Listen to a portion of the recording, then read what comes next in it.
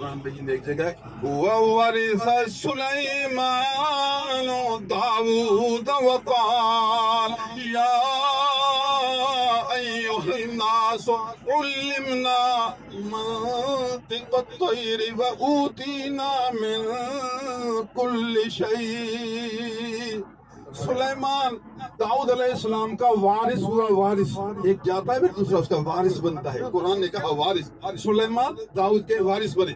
وارث سے مراد دنیا کا ورثہ نہیں، پیسے کا ورثہ نہیں، زمین کا ورثہ نہیں، جانوروں کا ورثہ نہیں، دینار درہم کا ورثہ نہیں، یہاں ورثہ اللہ کی محبت حاصل کرنے کا ورثہ ہے، یہاں علم دین حاصل کر کے تقسیم کرنے کا ورثہ ہے، نبوت کی جو دولت ہے اس کو حاصل کر کے اس کو لوگوں میں اشاعت کرنے کا ورثہ ہے۔ اس لیے آگے کہا وَقَالَ يَا أَيُّهَا النَّاسُ عُلِّمْنَا مَنطِقَ الطَّيْرِ۔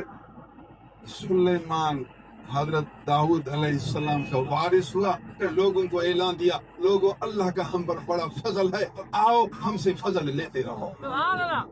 اللہ نے ہمیں پرندوں کو بھی بولی سکھا دی ہے، علم ہے یہ بھی، اور جو خدا تعالیٰ کی طرف سے نعمتیں، سب نعمتیں عطا کر دی ہے، خدا کی نعمتیں میرے پاس ہیں، آؤ میں تمہیں نعمتیں عطا رہوں۔